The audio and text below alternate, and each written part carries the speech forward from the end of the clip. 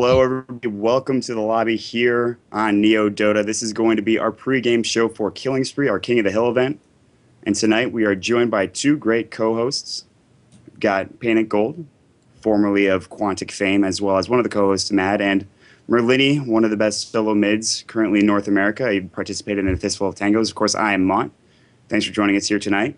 And we're going to jump right in, and I want to talk a little bit about what Killing Spree is and the format of it. And luckily, on the Team Liquid forums, Spitwad, who runs NEODota, was so kind to write up exactly what Killing Spree is. So essentially what it is, every match will be a best of 3. All teams start at 4. After this week, the 2 winners will be number 2. Now, to remind you, there are 4 teams, of course, Fnatic, you've got Team Liquid, you've got Dignitas, and you've got EG. So you've got the 2 winners will be number 2, and the 2 losers will stay at number 4. Next week, the winners will play each other, and the losers will play each other, resulting in the first king, and the teams ranked appropriately at number 1, 2, 3, and 4. Then the event really begins. Teams will climb the hill by challenging the rank directly above them. For example, the number 3 team cannot challenge the number 1 team. They first have to challenge and beat the number 2 team. After any match, the winner takes the higher rank, and the loser takes the lower rank.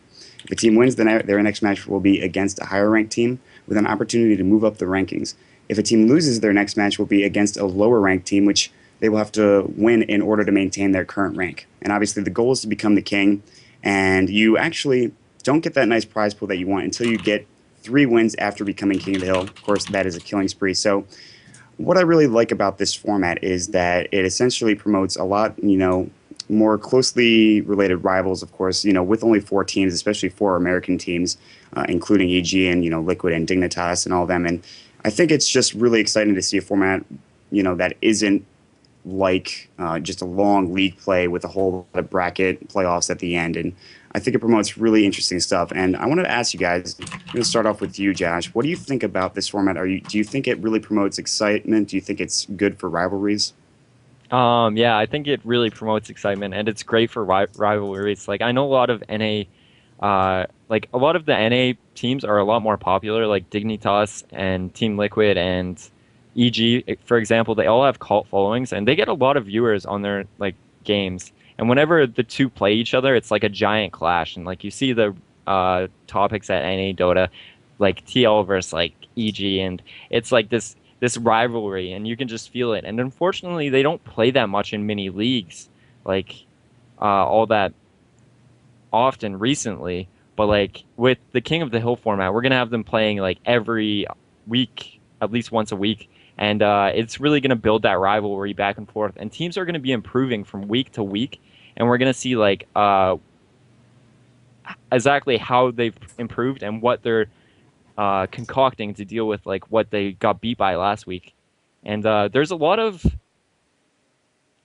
rivalry in NEODota. I remember when we beat EG last year, Demon, he would vent on his stream and he would get really angry, and it was always enjoyable to see that. And yeah, there's a lot of rivalry that you don't see. People take these games seriously. Yeah, I think that's a really good point. Talking about, making sure that you want to try to fix whatever you got beat by last time, because, like you said, this is going to promote a lot of, games over a short period of time. And I think that this really promotes sort of stability and allows your team to really be creative and experimental when it comes to drafting and the heroes that you want to pick up. Do you think we'll see, and I wanted to ask you, Melanie, similar question, do you think there are any sort of negative side effects to the type of format, or do you think it's just going to be really exciting, and do you think that teams will go and experiment with different heroes, or do you think that it's just going to be the same stuff that we've always seen? I hope they will experiment, but I tend to think that teams just like to run cookie cutter stuff most of the time, so that's probably what we'll see. I mean, we've seen some recent new stuff, Fnatic EU pulling out Meepo and other stuff like that, but in general, it's just the same heroes: NA, Darkseer, Bat, Mag, and all the those kind of good stuff.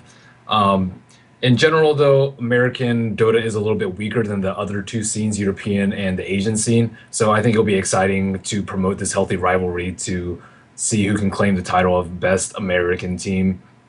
As it stands, it's EG, Team Liquid, Dignitas, and Fnatic.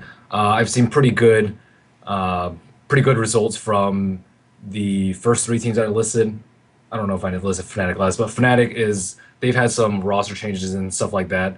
But I hope they will experiment. But generally, as with newer teams, they try to just get their teamwork down, and it's really hard to work on your team lineup and your team hero composition and your teamwork at the same time. Usually, people just do one or the other, so they just run the same strats over and over and over again until they can really get that feel. Especially if you run double or triple lanes a lot, you really want to get that feel for your lane partner, especially if you haven't been playing with those people for a very long time. So I think it'll be good for these people to just get their really fine tune their strats so they can use it in the most of the other leagues that we see them play in.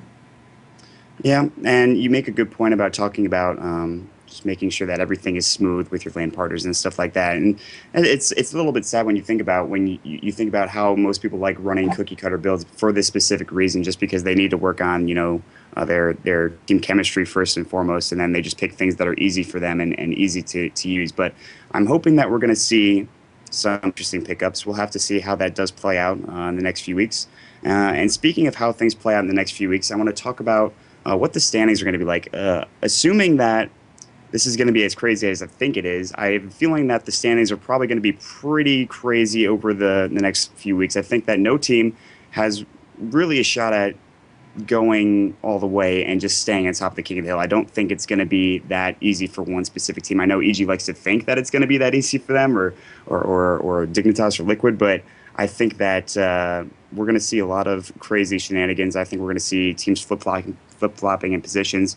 Do you think we're going to see, Josh, do you think we're going to see one team specifically dominate, or do you think we're going to see a lot of teams just bouncing all over the place in terms of standings? I think they're going to be bouncing all over the place. All three teams, well, all teams minus Fnatic.NA, I think, have a great shot at being king. And right now, I think EG is just the strongest. They had the G1 that was months ago, and they've been really active in leagues as of late. And same with Dignitas. They played in like the Premier League, and I think they're in the finals. I read an article on NEODota about how they're in the finals for that. And those two teams have been really active lately, EG and Dignitas. Although Dignitas did just have a roster change. They added Universe, took out Snaking, which will change their chemistry a bit. They have to get used to playing with each other. But those two teams have been really active in the scene, whereas Team Liquid hasn't really been active at all lately, and they really haven't gotten their stride yet.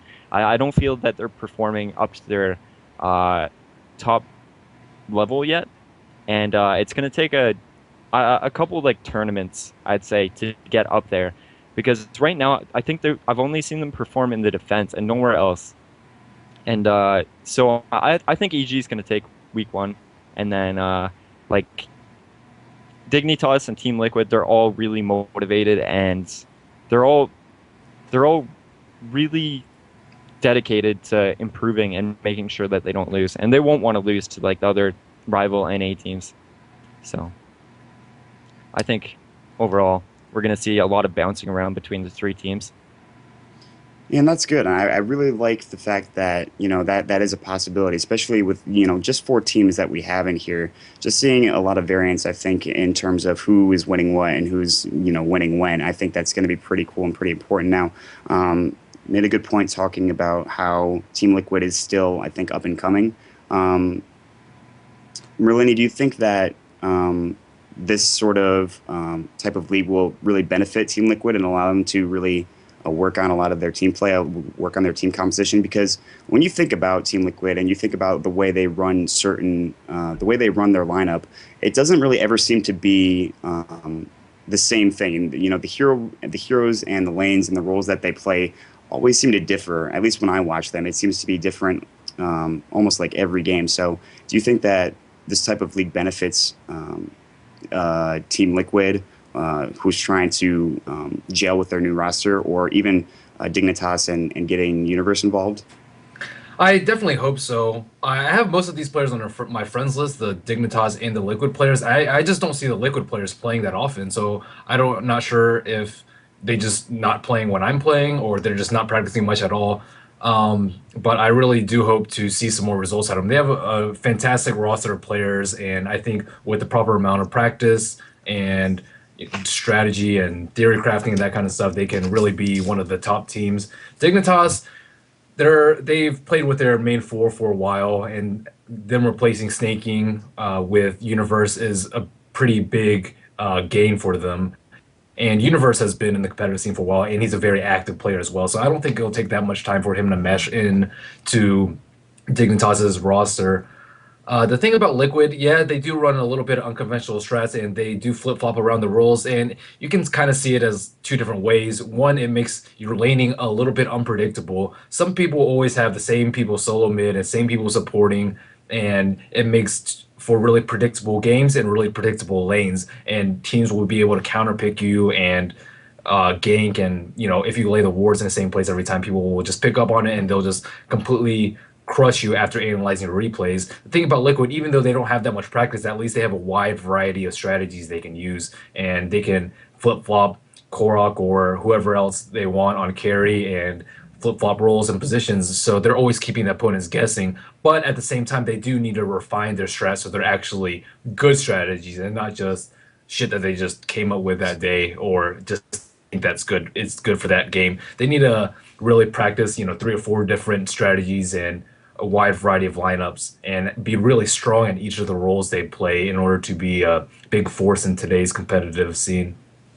Yeah, you definitely make some good points, and the reason I really enjoy watching Liquid or former Complexity play is just because of the fact that they have these crazy lineups a lot of the time. You think about some of the heroes they've ran recently, and like Korok and an Ursa, and you're just like, well, all right, that's interesting, and then it's just like Fluff playing Visage, and well, he was a pretty big fan of Visage before even moved to Team Liquid, so that's not really all that surprising. But you make a good point in the sense that these are sort of strategies they need to refine, and I think that they need to make sure that when they run these strategies, they have the set players going into their set roles, and they need to sort of just make it, like you said, it's very predictable to set yourself up for one role, but at the same time, they need to make it so that it gels and it works together. So I think that's a very good point.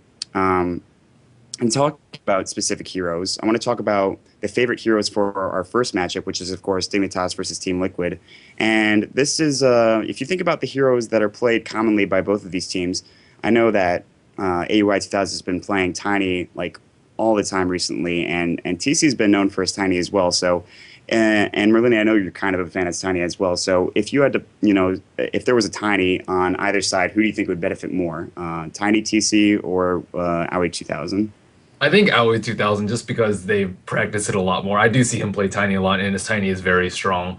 It just comes down to practice. I've seen him play it a lot more, and I just haven't really seen that many results from Liquid lately. And I'll go with tried and true on this one. Absolutely. I mean, and some other heroes that they're known for. I mean, you've got Wisp as well as the Darkseer, and sometimes Rubik and Gyrocopter for the side of Dignitas. And Team Liquid, occasionally Queen of Pain, Lone Druid, played by TC's common Nyx Assassin. It's played by either Mike or Real Fluff. It works just well either way. Kodal as well, and then finally Visage for Fluff. And so these are some interesting heroes, and now, going back to Visage and those type of heroes, do you think we'll see any sort of crazy pickups from the side of Liquid this time around, Josh? Well, Liquid's a very unorthodox team. Fluff has a lot of drafting ideas. I know that. I've talked to him about his drafting ideas in the past. Somewhat, not too in depth, but he thinks that he can like unleash a wave of heroes that can be used, and we've seen Fluff's ingenuity and just how good he is at like drafting and knowing what's viable and stuff. Like months ago, before Gyrocopter became the craze, he told me like Gyro's insanely broken right now. But as for heroes, like everyone's playing a lot more nowadays and practicing a lot more. I mean, Ursa. I mean, we're seeing like so many heroes in the pool. We saw a Meepo the other day by No-Tail. That was some great play, by the way. I watched that game in the defense. If you haven't checked it out, Meepo played by No-Tail was incredible. He like tanked the fountain and then changed the aggro to each Meepo, effectively giving him like 10k health against the fountain. And I don't know, we just see everything nowadays, really. Like there's not that many heroes that we don't see. So kind of cop-out answer. Not really. No, that's fine. I can't make a prediction for any certain hero that they'll pick. And I remember like seeing support Potom being picked up, and I was just like, wait, this doesn't fit at all. And seeing like the way Fluff drafts, and I think that yeah, we'll probably see some unusual picture, and that's a good point. Saying how there's so many heroes out right now, and so a lot of them are pretty viable too. So I don't expect to see anything that I think it's going to be pretty interesting. We're going to have to wait and see. Moving forward, though, I want to talk about also the matchup afterwards will be EG versus Fnatic. And now, I mean, EG, you've got, of course, Magnus, you've got Sven, Enigma, played by Melk. I mean, you've got some pretty standard heroes that have been pretty effective for a long time in the metagame in comparison to, some of the heroes that Fnatic likes to run. Of course, Batrider is sort of, ever since 6.75 has been really nice. Jakiro as well, despite the small nerf. And even they would like to run sort of a semi-carry Naga Siren role. Do you think that we're going to see... I want to ask you, Merlini, do you think we're going to see Fear run any sort of ridiculously weird carry? I mean, I've seen him run things like Spectre in the past, and I want to... I mean, he's been playing Sven a lot lately, Klinks as well. Do you think that he'll go for another carry, or will he just stay with his tried and true? I don't think Spectre is that good. A lot of people are asking about Spectre lately. He did get buffed with his haunt. When you reality to an illusion, his other illusions don't disappear, but his big weakness is just laning. He's really hard to lane, and he can't establish any sort of lane control, even with it used to be popular Fury on a Spectre. You could just Sprout and Dagger, and at level 60 it has some sort of global presence, but even before that, he's just so weak in lane. Klings can put out a lot of pressure with searing arrows early. He's good at most one-on-one matchups and can definitely handle his own. And then once he gets death packed, he's really hard to kill, and he's a really strong offensive force.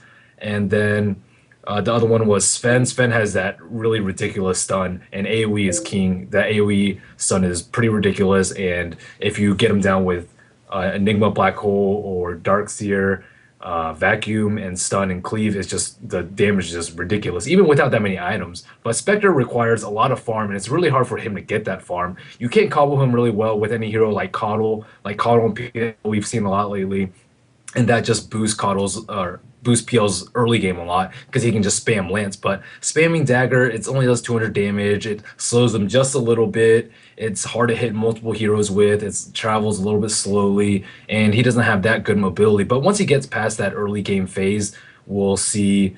I mean, I've seen teams try him out a little bit lately, but he just hasn't really worked yet. Somebody needs to find a really good strat to revolve around Spectre. You need to kind of build your whole lineup around him, kind of with PL too. You kind of have to build your lane around PL.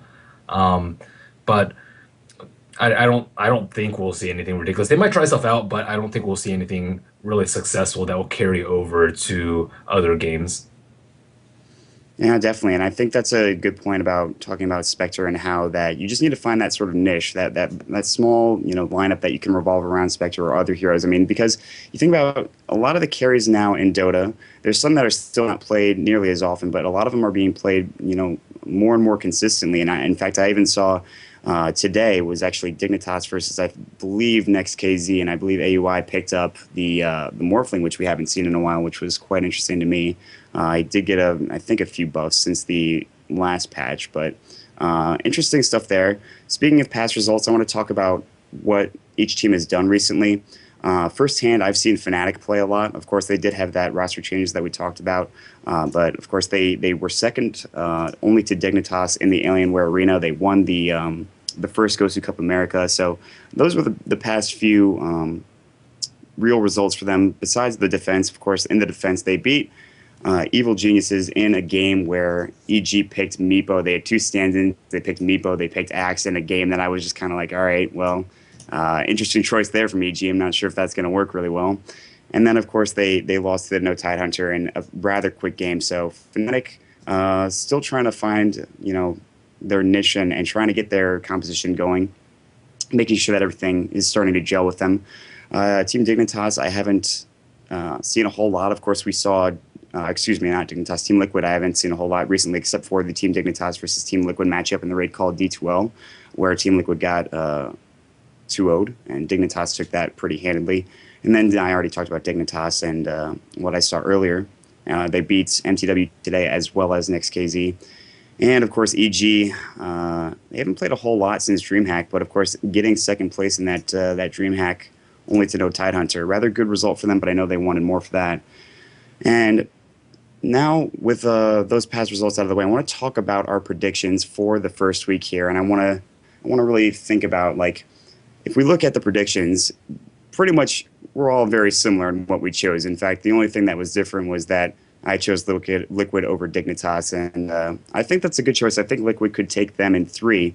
I think that'll probably be the closest series this week, and it'll probably be an exciting series as well. And I think if Liquid could stick to their guns, stick to their game plan, I think they could do very well. But I want to talk about your guys' picks. Merlini, I want to be interested in hearing about, your choice of Dignitas over Team Liquid. Sure. Universe is one of the strongest NA players that I've seen. I've watched him play. I played with him, I played against him, and he's one of the most versatile North American players that there is. He plays a very good 4 and 5 role, but he can also play a strong carry and a strong ganker. And I think he's just a great addition to any lineup, and he really boosts Dignitas' roster. Aoi is a very good player as well, and with those two players and the other members are also very well. They just have a stellar lineup in general. And Stinking is a weaker player than Universe. Not to say that Stinking is a bad player, but Universe is just much better. And I think that team has the potential to go very far. And I think they can just overpower them with raw skill, even if they do get outpicked or try other unconventional stuff, or Liquid tries to surprise them with some sort of sneaky stuff up their sleeve. I still think Dignitas, just with their massive experience and practice, they can just overcome any sort of hero gap with skill. And similarly, I want to get your opinion on the matchup. Payne, I want to make sure that I took a lot side. different of an approach than Ben when looking at this. I'm more of a stats over time guy, so Dignitas has been playing in all these leagues since the international, and they haven't really lost their activity, and they're all really active players in matchmaking as well, like Way Too Sexy, Tides of Time, AUI. They all play a lot. Universe plays a ton as well. And I can't remember the last player. It's Fogged. Yeah, he plays a lot as well. Those guys are all really active and really dedicated right now. And not only that, they play in a lot of leagues. And Team Liquid, and not only that they play in a lot of leagues, they have their strategies set down. You can see the consistency in their game. They don't really have a rusty area where they just they don't die for no reason. They don't throw games away. They don't make any throwy plays. They have really consistent play, I think, right now. And with Universe added and with some practice, I think they practice better than Team Liquid right now. I don't think Team Liquid's that active in practicing. And they, like I've said, they aren't that active in leagues. I've talked to some Team Liquid players, and they said that they're taking second semester different course loads so that they can get more active and just pursue Dota full time for them. So with that knowledge, I don't know. Team Liquid hasn't practiced as much as Dignitas lately, and they haven't played the leagues, which have allowed teams to get in their stride and gain their confidence. As a captain, you gain your confidence through winning games against other good teams, and you learn a lot from running certain heroes, all the different patches like NA, Wisp, etc.